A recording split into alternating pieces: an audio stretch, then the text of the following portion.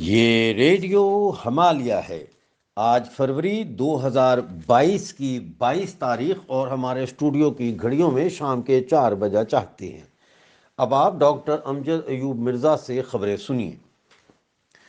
100 ارب dollar سے زیادہ کے 18,000 سے زیادہ خفیہ بینک اکاؤنٹس کی تفصیلات لیک ہو گئی ہیں، جن میں سوئٹزرلینڈ کے بینکوں میں دنیا بھر کے کرپٹ سیاستدانوں، فوجی آمروں اور پاکستانی جرنیلوں نے اپنے اربوں ڈالر چھپائے ہوئے ہیں۔ سوئس سیکرٹس کے نام سے اس لیک میں مصر کے سابق صدر حسنی مبارک کے بیٹوں، آذربائیجان کے صدر واصف طالبوف کے بیٹوں اور اردن کے شاہ عبداللہ دوئم سمیت افغان جہاد کے دوران امریکہ سے آنے والی کیش امداد پر ڈاکہ ڈالنے والے پاکستانی فوجی جرنیلوں کے نام بھی لیک ہو گئے ہیں۔ ان میں سے سب سے اہم نام ISI کے سابق ڈائریکٹر جنرل اختر عبد الرحمان کا نام ہے، جن کے 3 بیٹوں کے نام 1 جولائی 1985 میں اکاؤنٹ کھولا گیا، جس میں جمع رقم 37 لاکھ ڈالر کے برابر ہے۔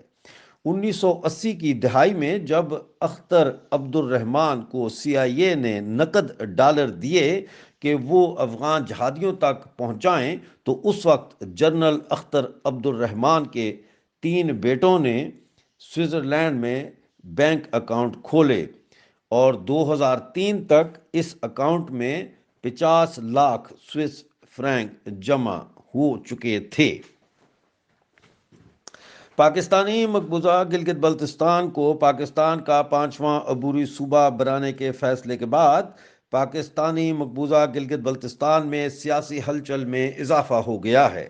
ایک طرف قوم پرست مقبوضہ خطے میں بڑی مہم شروع کرنے پر غور کر رہے ہیں، تو دوسری جانب سوشل میڈیا پر عبوری صوبہ کے خلاف کیمپین شروع ہو چکی ہے۔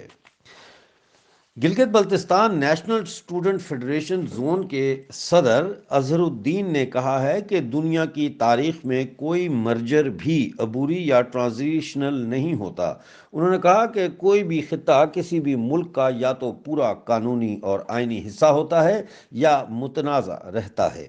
اظہر الدین نے کہا کہ عبوری صوبہ بننے کے بعد بھی ریاست پاکستان کے تمام اداروں کی پاکستانی قبضے والے گلگت بلتستان میں موجودگی غیر قانونی ہوگی اور اسے قبضہ تصور کیا جائے گا۔ عوامی ایکشن کمیٹی گلگت بلتستان کے رہنما ابرار بگورو نے کہا کہ گلگت بلتستان کو عوامی ایکشن کمیٹی نے روز اول سے ہی صوبہ بنانے کو مسترد کیا ہے، کیونکہ یہ گلگت بلتستان کی قوم کے ساتھ جعل سازی ہے اور گلگت بلتستان کی وفاقی جماعتیں صرف سہولت کاری کر رہی ہیں۔